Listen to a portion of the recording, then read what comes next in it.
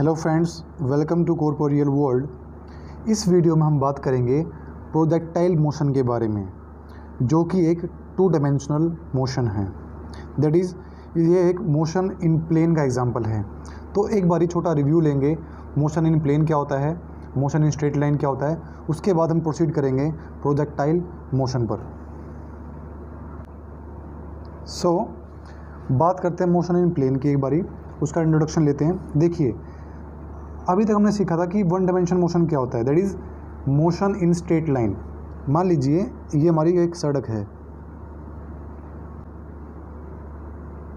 ये यहाँ पे एक व्हीकल है जो चाहे तो यहाँ जा सकता है, चाहे तो पीछे जा सकता है। उसके बाद 2 ऑप्शन है, दैट इज़ मान लो ये अगर एक्स एक्सिस है तो ये एक्स पॉजिटिव और ये एक्स नेगेटिव। अगर वो इस डायरेक्शन में जाएगा तो पॉजिटिव, इस डायरेक्शन में जाएगा तो नेगेटिव।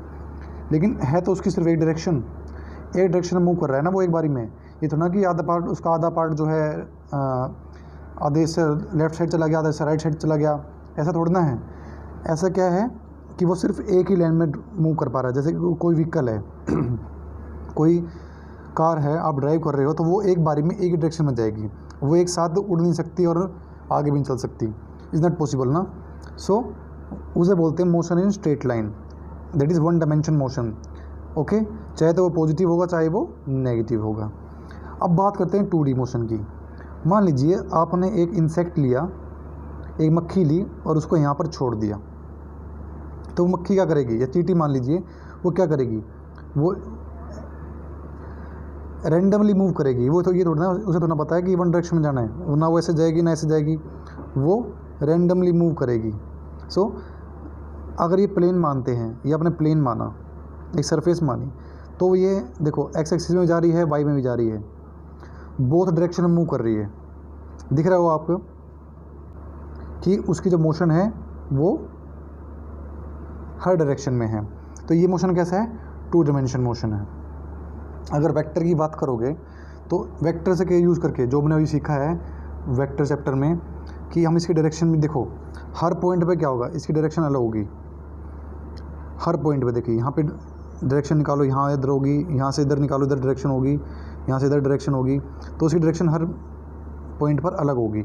ओके, ये क्या है, 2D मोशन है लेकिन स्केलर है।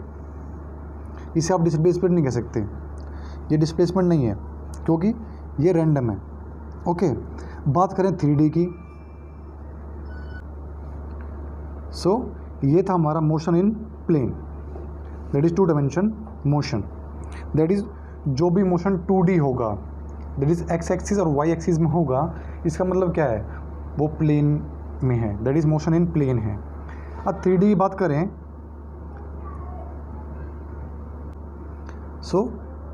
मान लीजिए एक बॉक्स है हमारे पास, या मान लीजिए एक रूम है। रूम क्या होता है, एक 3D फिगर होती है, उसकी एक्स एक्सिस, वाई एक्सिस और जेड एक्सिस, तीनों एक्सिस होती हैं। और इस रूम के अंदर आपने एक उड़ने वाला इंसेक्ट, दैट इज़ कोई मक्खी है, उसको छोड़ दिया, तो क्या होगा, देखिए अब ये मक्खी फ्री है, ये आगे भी जा सकती है, पीछे जा सकती है, ऊपर भी जा सकती है, नीचे भी जा सकती है, और एक हाइट भी कवर कर सकती है। दैट इज़ ये तीनों डायरेक्शन में मूव कर सकती है, आगे भी, पीछे भी, राइट साइड भी और ऊपर भी। ओके, तो 3D मोशन होगा ये। किसका एग्जांपल हुआ ये, 3D मोशन का। दैट इज़ उसके पास आगे, पीछे, साइड में और ऊपर जाने का तीनों रास्ते हैं उसके पास। तो ये क्या होगा, एक 3D मोशन होगा। ओके, लेकिन हमारे सिलेबस में क्या है अभी, 2D। तो हम 2D की बात करते हैं, 2 डायमेंशन मोशन की। बात करेंगे प्रोजेक्टाइल की, लेकिन इससे पहले बात करते हैं इस पॉइंट के ऊपर 2D मोशन में। देखिए, डायरेक्शन की बात करते हैं, ऑलरेडी इसके बारे में बात कर चुका हूँ मैं।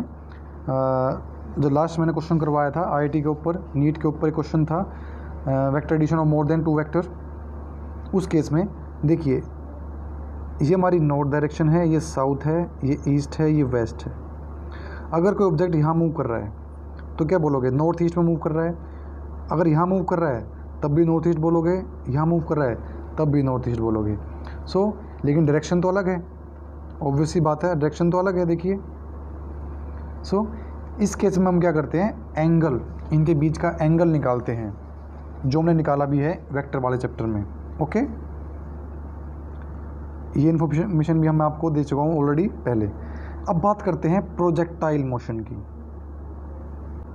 इससे पहले मान लीजिए आपके हाथ में बॉल है, आपने इस बॉल को ऊपर उछाला है बिल्कुल सीधा, तो ये हो जाएगा one dimension motion, that is वो ऊपर गई और वापस नीचे आ गई। लेकिन आपने उस बॉल को सामने की तरफ फेंका, ऊपर की तरफ, तो वह क्या करेगी, ऊपर जाएगी, ऊपर जाएगी, और एक पॉइंट ऐसा होगा जहाँ पर जाकर ये नीचे आना स्टार्ट कर देगी। ठीक है, तो ये देखो, ये आगे भी जा रही है, साथ में ऊपर भी जा रही है, दैट इज़ आगे भी जा रही है, साथ में एक हाइट भी कवर कर रही है। सो ये कैसा मोशन है, टू डायमेंशन मोशन। इसी को बोलते हैं प्रोजेक्टाइल मोशन। जब कोई चीज़ प्रोजेक्ट होती है, दैट इज़ आप कोई चीज़ फेंक रहे हो, एक पत्थर लिया अपने हाथ में, उसको फेंका, तो वो इस तरीके से लैंड करेगा, ऐसे ऊपर जाएगा और फिर धीरे धीरे धीरे धीरे ऐसे लैंड करेगा। तो ये होता है एग्जाम्पल ऑफ प्रोजेक्टाइल मोशन। सो अब बात करते हैं डीप में प्रोजेक्टाइल मोशन के बारे में। सो डेफिनेशन देखिए, a particle thrown into the space and moving in 2D, two dimension में मूव करेगा under the influence of gravity with constant acceleration is called projectile motion. That is कोई भी ऑब्जेक्ट है, आपने उसको स्पेस में फेंका, हवा में फेंका, तो वो क्या होगा, 2D मोशन में आएगा, दैट इज़ वो आगे भी जाएगा और वो थोड़ी हाइट भी कवर करेगा। ठीक है, under the influence of gravity, that is जब वो ऊपर जा रहा होगा, ग्रेविटी के अगेंस्ट जा रहा होगा, लेकिन जिस पॉइंट पर सैचुरेशन में पहुँचकर मैक्सिमम हाइट कवर करके वो वापस नीचे आएगा against toward gravity, that is जाते वक्त -g, आते वक्त +g। ओके, सो इसलिए बोल रहे हैं under the influence of gravity with constant acceleration. Obviously बात है, एक्सेलरेशन ड्यू टू ग्रेविटी एक कांस्टेंट वैल्यू है, तो एक्सेलरेशन भी क्या होगी, उस ऑब्जेक्ट की कांस्टेंट होगी, दैट जिस स्पीड से ऊपर गया था उसी स्पीड से नीचे आएगा। Okay, what is trajectory? Trajectory क्या होती है, द पाथ ऑफ प्रोजेक्टाइल। आपने एक बॉल ली, उसको फेंका, उसने ये रास्ता कवर किया, ये उसका पाथ था, तो इस पाथ को बोलते हैं ट्रेजेक्ट्री। दैट इज जिस रास्ते से होकर एक प्रोजेक्टाइल ऑब्जेक्ट जिसको आपने प्रोजेक्ट किया है वो चल के गया है, उस पाथ को बोलते हैं ट्रेजेक्ट्री। सो हमने क्या सीखा, जो प्रोजेक्टाइल मोशन है एक टू डायमेंशन मोशन है, that is combination of both horizontal and vertical motion. अब प्रोजेक्टाइल के बारे में डिटेल में पढ़ने से पहले मैं आपको कुछ एजम्पशन बताता हूँ, जो एजम्पशंस आपको रखनी है हमेशा दिमाग में। बिकॉज देखो, अभी तो नेगलेक्ट करनी ही पड़ेंगी, लेकिन इन फ्यूचर जब आप एरोस्पेस में जाते हो या एरोस्पेस इंजीनियरिंग सुनते हो, तो उस चीज़ में जाकर, वहाँ पर जाकर आपको इन चीज़ को सबको मानना पड़ेगा। अभी तो एजम्पशन लेनी ही पड़ेगी। ठीक है, जब भी कोई रॉकेट लॉन्च होता है तो सारी चीज़ें गैदर की जाती हैं, हर चीज़ को माना जाता है। एजम्पशंस इस लेवल पर हमें माननी पड़ेंगी कुछ, तो उनको देखते हैं क्या क्या है। सो जो पहले एजम्पशन है वो है, जो हवा है उसका रेजिस्टेंस तो होगा उस ऑब्जेक्ट के ऊपर जो आपने फेंका है, तो हवा के रेजिस्टेंस को अभी हम नेगलेक्ट करेंगे। ओके, लेकिन इन फ्यूचर जब भी आप प्रोजेक्टाइल के बारे में बात करेंगे तो वहाँ पे इसको लेना ही पड़ेगा हायर क्लासेस में। The effect due to curvature of earth. देखिए, अगर आप 100 मीटर की बात करते हैं, 10 मीटर की बात करते हैं, 15 मीटर की बात करते हैं, तो अर्थ हमें स्ट्रेट नज़र आएगी। लेकिन जब आप 1-2 किलोमीटर की बात करते हो तो 1-2 किलोमीटर देखोगे कि आपको थोड़ा कर्व नज़र आएगा, बिकॉज अर्थ क्या है, इस तरीके से है। छोटा डिस्टेंस कवर करोगे तो आपको स्ट्रेट नज़र आएगी वो, लेकिन लंबा डिस्टेंस कवर करोगे तो कर्वेचर आपको महसूस होगा अर्थ का। लेकिन अभी इस केस में हम कर्वेचर को नेगलेक्ट करेंगे। ओके, जो थर्ड है, effect due to rotation of earth is neglected. That is earth rotate कर रही है अपने पोजीशंस पे, इस तरीके से और आगे भी चल रही है, ठीक है। तो अभी इस इफ़ेक्ट को भी हम नेगलेक्ट करेंगे यहाँ पर, इस लेवल पर, ठीक है। और एक एजम्पशन ये है कि हर पॉइंट के ऊपर, ट्रेजेक्टरी के हर पॉइंट के ऊपर, चाहे यहाँ हो, यहाँ हो, यहाँ हो, यहाँ हो, हर पॉइंट पर जी की value, that is acceleration due to gravity की वैल्यू हम कांस्टेंट मानेंगे, जो 9.81 मीटर पर सेकेंड होती है। बट एक्चुअल में देखा जाए तो जैसे ही आप अर्थ से ऊपर उठते हो, उसकी वैल्यू, जी की वैल्यू घटती है, घटते घटते एक टाइम पर जाकर जीरो भी हो जाती है। लेकिन अभी इस चीज़ को हम नेगलेक्ट करेंगे। ओके, सो अब बात करते हैं प्रोजेक्टाइल के बारे में। सो देखिए, मान लीजिए आप यहाँ पर खड़े हैं, अभी इसको भूलिए, नीचे वाले इसको आगे बताऊँगा मैं आपको, अभी ये भूलिए कि नीचे कुछ है। ओके, आप यहाँ पर खड़े हैं एक ग्राउंड के ऊपर, आपके हाथ में एक बॉल है, आपने इस बॉल को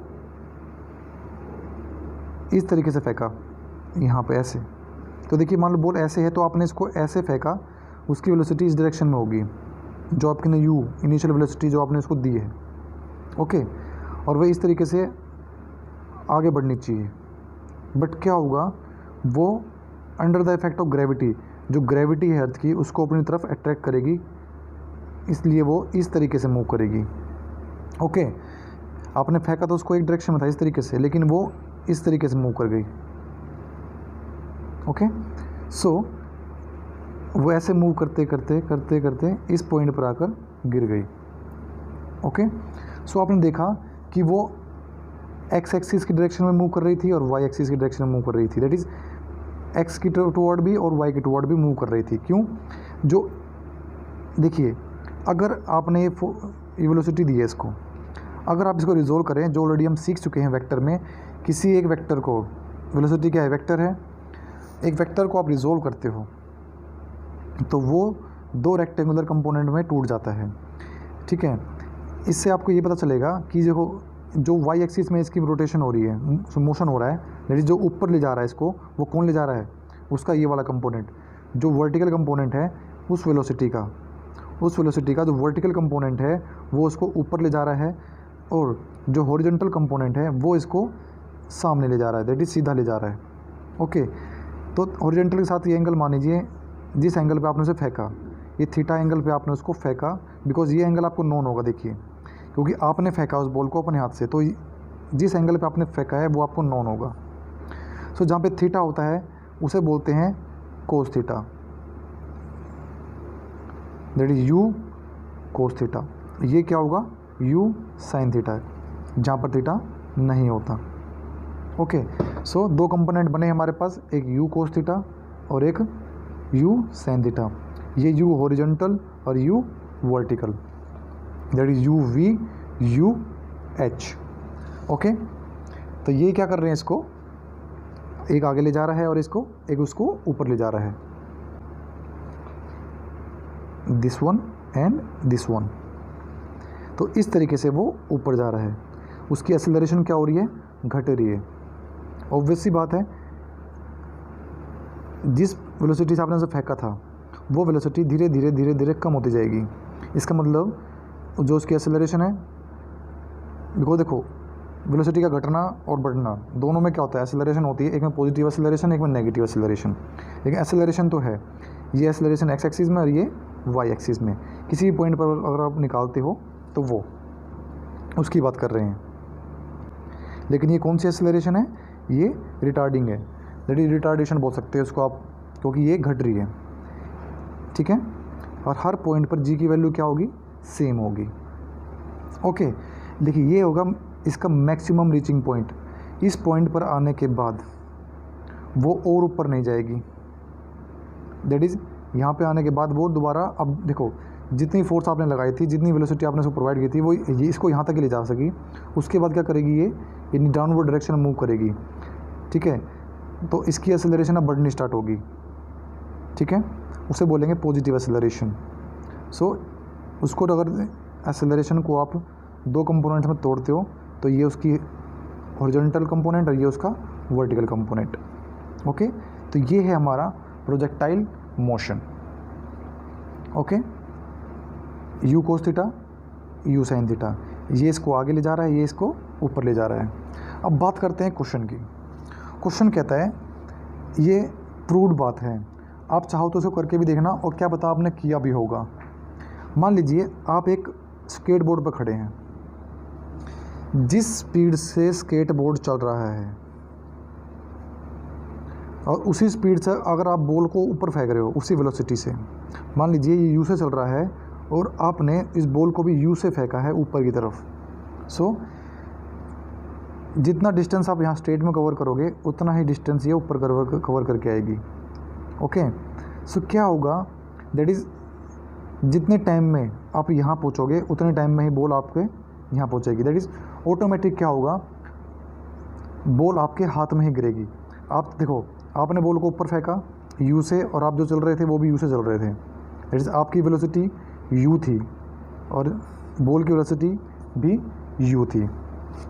सो आप चलते चलते चलते यहाँ पहुँचे और आपने देखा, आपने अपने हाथ को ऐसे ही रखा सामने की तरफ, इस तरीके से आपने अपने हाथ को रखा, बॉल ऑटोमेटिक आपके हाथ में आके गिरेगी। तो ये प्रूव्ड बात है, आप करके भी दे सकते हैं। जिस स्पीड से आप चल रहे हो उसी स्पीड से अगर किसी ऑब्जेक्ट को ऊपर फेंक रहे हो तो वो ऑब्जेक्ट आपके हाथ में ही आके गिरेगा। सो अब बात करते हैं प्रिंसिपल ऑफ प्रोजेक्टाइल, जो ऑलरेडी हम पढ़ चुके हैं, समझ चुके हैं। Projectile motion near the surface of earth consist to independent motion. Yes, obviously बात है, दो इंडिपेंडेंट मोशन होते हैं, एक हॉरिजॉन्टल और एक vertical. Okay, horizontal motion at constant speed, वो कांस्टेंट स्पीड में होता है, जिस स्पीड से आपने फेंका उसी स्पीड से। इट मीन्स अगर स्पीड कांस्टेंट है तो एक्सेलरेशन क्या होगी, zero. That is horizontal direction में, हॉरिजॉन्टल डायरेक्शन में एक्सेलरेशन क्या होगी, ज़ीरो होगी। ओके, बिकॉज स्पीड क्या है, कांस्टेंट है, स्पीड में कोई चेंज नहीं होगा। दैट इज़ वेलोसिटी में कोई चेंज नहीं होगा, वेलोसिटी में कोई चेंज नहीं होगा। इसका मतलब क्या है, तो एक्सेलरेशन में भी एक्सेलरेशन क्या होगी, ज़ीरो होगी। Because change in velocity with time, वो क्या होती है, हमारी एक्सेलरेशन होती है। अब वेलोसिटी में कोई चेंज नहीं हो रहा, वो कांस्टेंट है, तो एक्सेलरेशन क्या हो जाएगी, zero. Now vertical motion with constant acceleration due to gravity, लेकिन जो वर्टिकल मोशन होगा वो क्या होगा, जो इस तरीके से ऊपर जा रही है वो क्या होगा, कांस्टेंट होगा। दैट इज उसकी जो एक्सेलरेशन है वो कांस्टेंट में डिक्रीज होगी, कांस्टेंट में ही इंक्रीज होगी। दैट इज जिस स्पीड से ऊपर जा रहा था उसी स्पीड से धीरे धीरे वो नीचे आएगा। दैट इज एक बार इस पर ऊपर जाते जाते बढ़ेगा, घटेगा, यहाँ पे आके जीरो हो जाएगा, फिर नीचे आना स्टार्ट होगा, फिर बढ़ेगा बढ़ेगा बढ़ेगा, जिस स्पीड से गया था उसी स्पीड पे आके यहाँ पे आके टकरा जाएगा। ओके, दैट इज़ यहाँ से फेंका, यहाँ पे जाकर जीरो हुआ, एक्सेलरेशन घटी, यहाँ पे एक्सेलरेशन बढ़ी। तो वाइड डायरेक्शन में, वर्टिकल डायरेक्शन में जो एक्सेलरेशन होगी वो क्या होगी, ड्यू टू ग्रेविटी होगी। दैट इज़ जाते वक्त माइनस जी, ऑलरेडी बता चुका हूँ, और आते वक्त प्लस जी। क्यों जाते वक्त माइनस जी, क्यों, बिकॉज अर्थ से ऊपर जा रहे हो। जब अर्थ से कोई चीज़ ऊपर जा रही होती है तो एक्सेलरेशन उसकी जो होती है, ग्रेविटी के कारण जो होती है वो घटती है, जी की वैल्यू घटती है, जो हम पढ़ चुके हैं 11th क्लास में ग्रेविटेशन चैप्टर में, कि जो हमारा जी है उसकी वैल्यू घटती है अगर कोई ऑब्जेक्ट अपवर्ड मोशन में है, अगर नीचे आ रहा है तो वो बढ़ेगी, बिकॉज टुवर्ड आ रहा है अर्थ के। ओके, सो पॉजिटिव कब होगी, जब वो नीचे आएगा, नेगेटिव कब होगी, जब वो ऊपर जाएगा। साथ साथ क्या कीजिए, वीडियो को पॉज कीजिए, अपने नोट्स को राइट करते रहिए। अब नेगेटिव, पॉजिटिव और नेगेटिव बता चुका हूँ, toward earth, away from earth. Okay, note the trajectory of projectile moving under the influence of constant acceleration is parabola. Obvious सी बात है, जो शेप बनी है प्रोजेक्टाइल की, प्रोजेक्टाइल मोशन की, वो कैसी है, पैराबोला की शेप है। ओके, ये क्वेश्चंस काफ़ी बार डिफरेंट कॉम्पिटिटिव एग्जाम्स में पूछा गया है कि जो प्रोजेक्टाइल मोशन है उसकी शेप कैसी होती है। 4 ऑप्शन दिए जाएंगे आपको, आंसर क्या होगा इसका, पैराबोला।